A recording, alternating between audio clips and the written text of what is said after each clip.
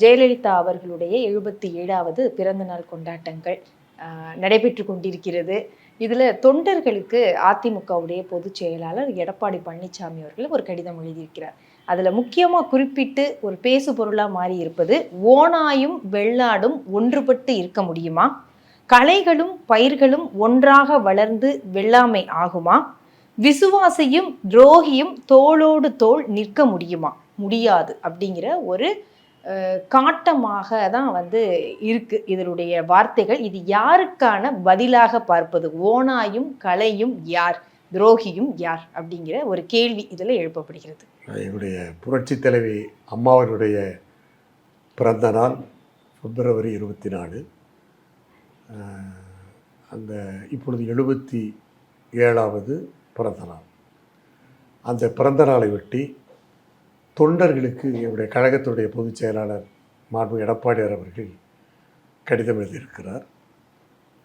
அந்த கடிதம் அதாவது நாங்கள் எதிர்நோக்கி இருக்கிற 2026 தேர்தலுக்கு தொண்டர்களுக்கு ஒரு பூஸ்ட் கொடுத்த மாதிரி இந்த கடிதத்தை அவர் எழுதியிருக்கிறார்.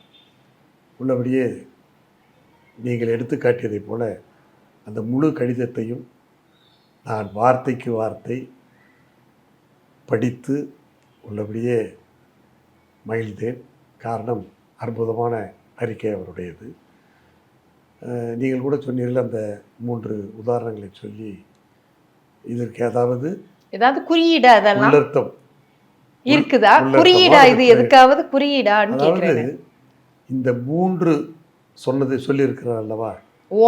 ஓனாய் வெள்ளாடு, அடுத்தது கலை பயிர், அடுத்து விசுவாசம் துரோகி, விசுவாசி துரோகி.